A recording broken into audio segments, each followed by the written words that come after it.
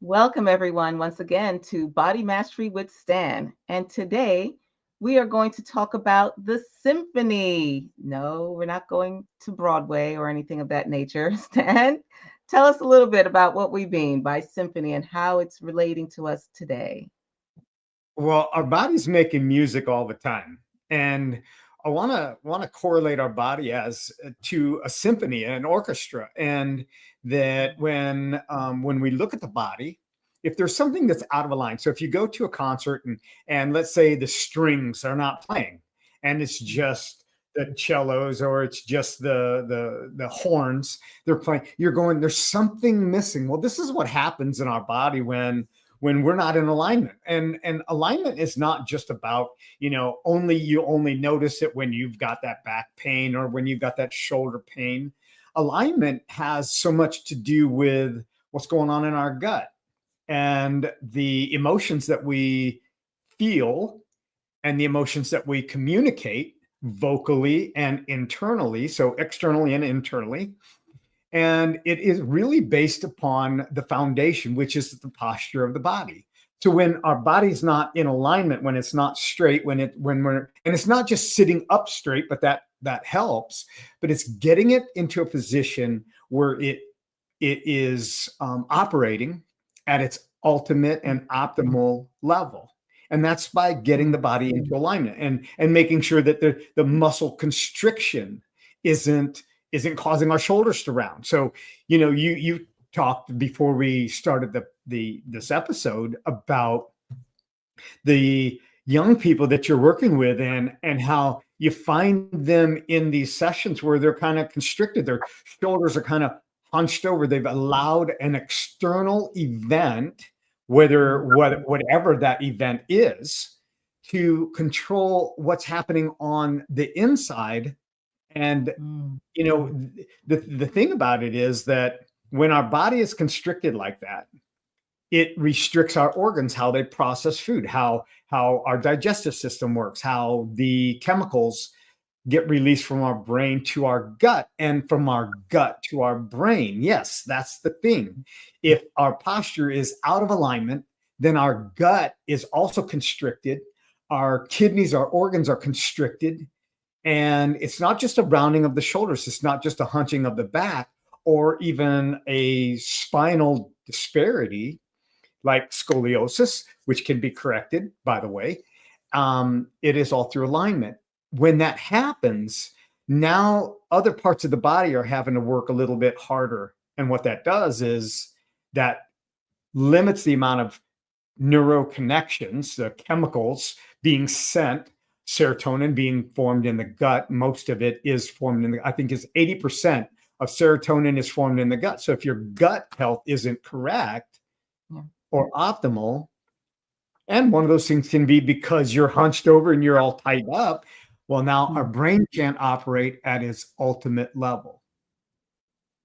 So I love that is what you're amazing. saying. Yeah. Yeah, it's what we refer to in the heart math realm as coherence, where everything is just beautifully integrating that symphony that you're talking about. And Yeah. if one instrument is off, you can hear it and it's like, ooh. And then after a while, all the other instruments start to follow, you know. And so it's very important for us to really look at the impact of not having everything in coherence, everything that is playing beautifully together. And so you said something interesting, which I think, well, all of what you said was interesting, but one thing that kind of stood out to me that I think that other people may find fascinating, you said that scoliosis is reversible. So I would like to learn more about what you mean by that, because most of us have the understanding that, it is what it is and you're just kind of screwed, if it's gotten to a certain point, if it's not when you're a little girl or something like that and they slap you into these braces and things of that nature. So tell us more about that.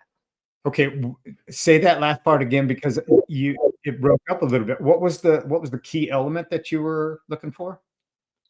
Scoliosis. You said that Oh, scoliosis. scoliosis is Okay. paralysis. Yeah.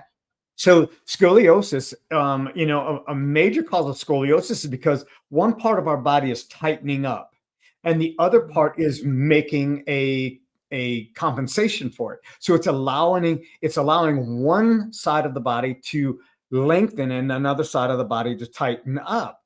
So if our muscles are in that kind of alignment, so let's just take a quick glance at how these kids are carrying their backpacks.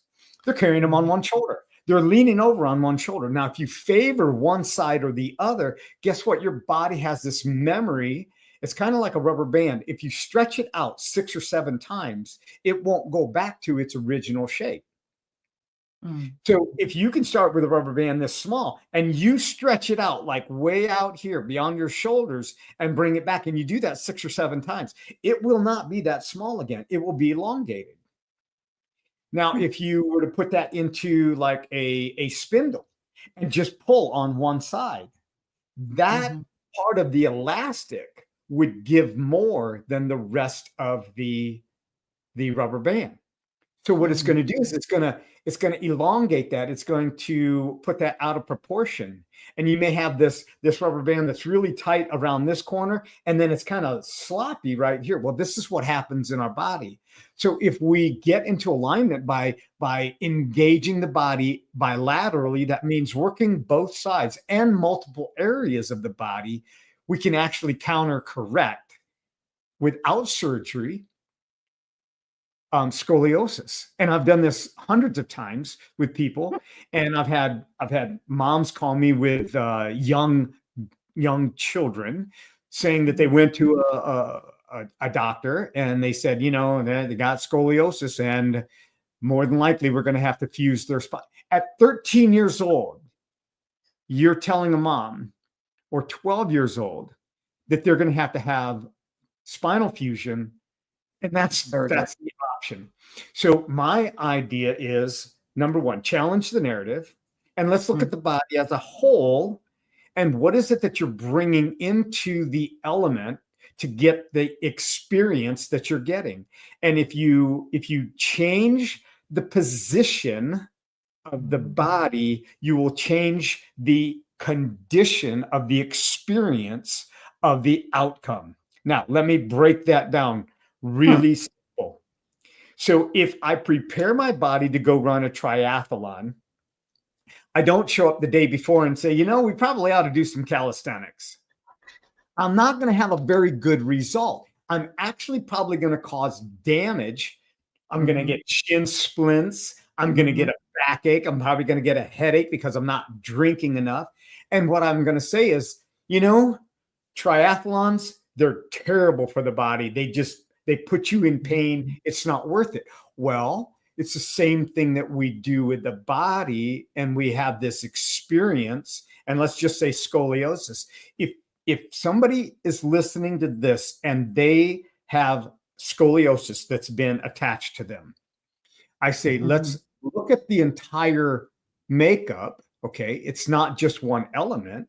Let's look at the entire body, because you can't separate the spinal cord from what's happening at the hip, what's happening at the knee, what's happening at the feet. It's all related and it's all connected. And, you know, this is the beauty. This is like the orchestra coming back to the orchestra, and you listen to it and you go, oh my gosh, that's horrible sounding. You know, I would never go to an orchestra again. Well, the whole violin group wasn't even playing. So if the whole violin group isn't playing, how can you judge an orchestra when one element isn't participating? And here again, we go, if I'm having brain fog, could it be related to my posture? Absolutely. If I'm having gut issues, could it be related to my posture? Absolutely. If I'm having other disparity, not being able to make good decisions, could it be related to my posture? Is an external event creating my reality, or is my reality creating my external event? And this is where it comes into play with, you can't separate the body. This is the total body hack.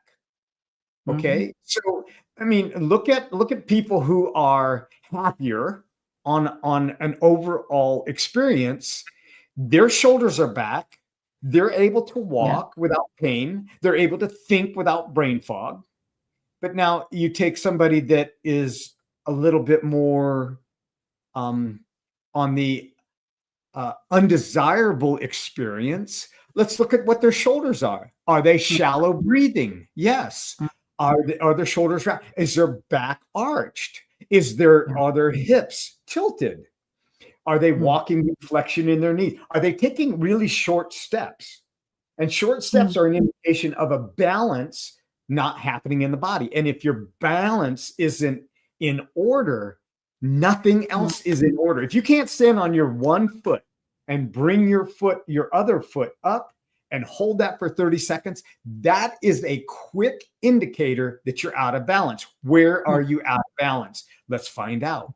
So that's how the symphony comes together. And it's just amazing when you see. I mean, I just get excited talking about this stuff. And the reason I get excited is because it's revolutionary. It's not rocket science.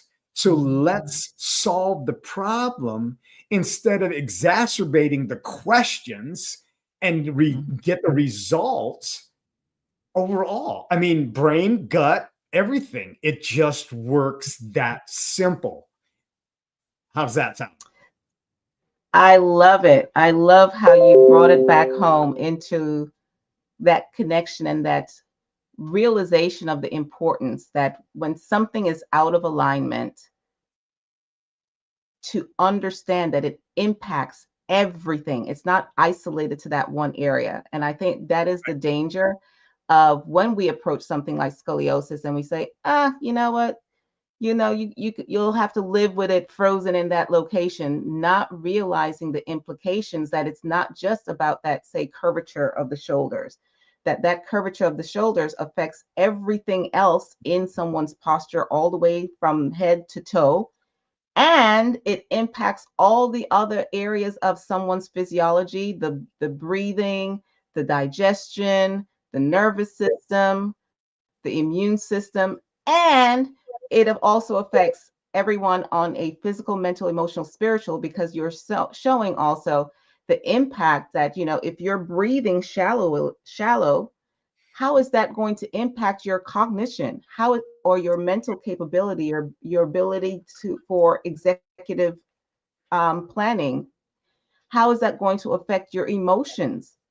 And what we know is that that kind of posture affects grief, where you find it difficult to let go of your emotions. You find it difficult to process sadness and things of that nature, which is very relevant today in light of what is happening in our world and the need for people to process emotions as opposed to getting trapped in an emotion and not knowing how to get out of it. Right. So as always, Stan, we appreciate your body hack for day, which is symphony. Always think about the symphony. And that last area where you said it had to do with understanding the effect of something as opposed to being affected by something. If you can Yes. sum that up for us again.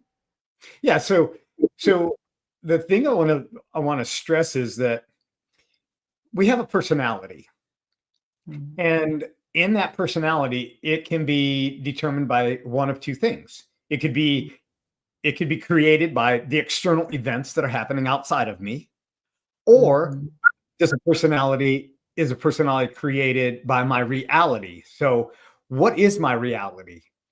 My reality is it's raining. Am I going to allow that to create my personality? Like, oh, this sucks. It sucks because it's raining outside and I can't do everything that I wanted to do outside. So that creates my personality. So then when you run into Sally or John in the hallway and you go, they ask you, how you doing today? And you go, I'm miserable. Well, why are you miserable? Because it's raining outside. Oh, okay. Or could you just say, it's raining outside and I'm really grateful that it's raining because the ground needs it. And it allows me to do some of the things that I want to do inside. Now, am I allowing my reality to be the creator of my personality, or am I letting my personality create my reality? And then maybe I meet John and Sally in the hallway and they ask me how I'm doing. I'm going, outstanding. Well, why are you doing outstanding? Because it's raining outside and I get to do all those things that I really wanted to get accomplished. But I always felt guilty by staying inside when it was sunny out. So, now we changed the narrative, and guess what that does? It makes my shoulders come back because now I feel good about what's happening. So I'm not going to allow an event on the outside of me control who I am. I get behind the person on the road, the Sunday driver that's doing 40, and I've already left 5 minutes late to where my appointment is, and they're going 40 and I can't pass because it's a no passing zone. Every time there's an opening, it's a no passing zone. So I can get all jacked out of shape by the time I get to my appointment, come up with all kinds of excuses, be mad the rest of the day when the event happened like an hour ago and still be mad about it. Well, that's allowing my reality to create my personality. What's this do? It makes my shoulders tighten up. It makes my breathing shallow. It restricts my gut. And then I get heartburn, or I get acid reflux, or I get, anxiety, like I can't eat. Well, all of these things are because we've allowed the violins that haven't been brought in yet to ruin the entire orchestra.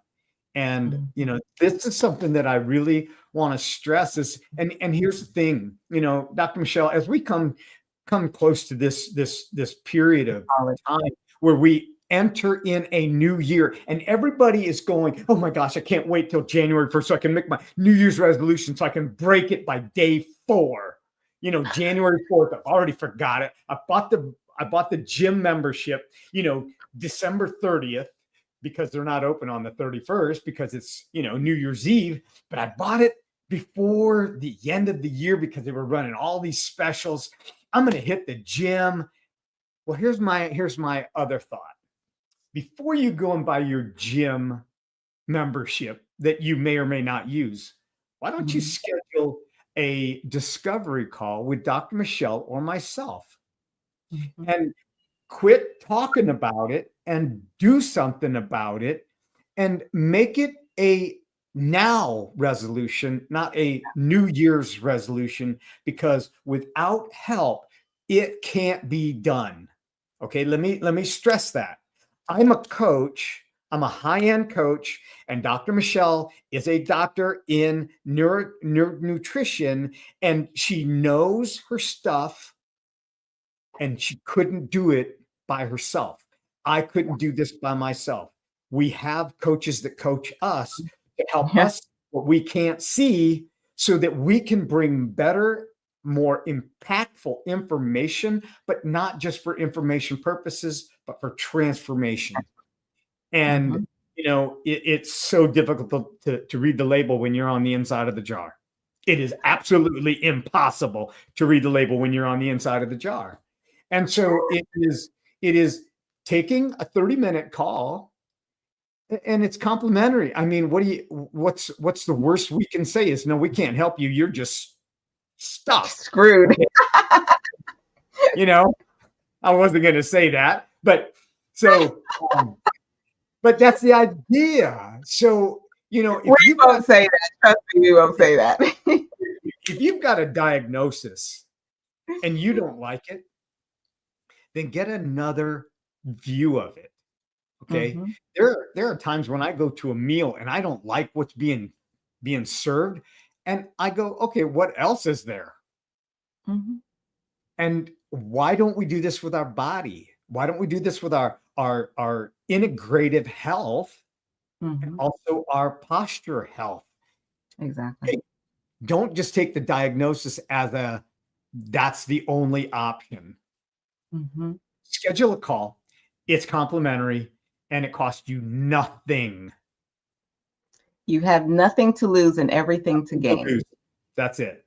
Yeah. You know, once again, ladies and gents, thank you for joining us for Body Mastery with Stan.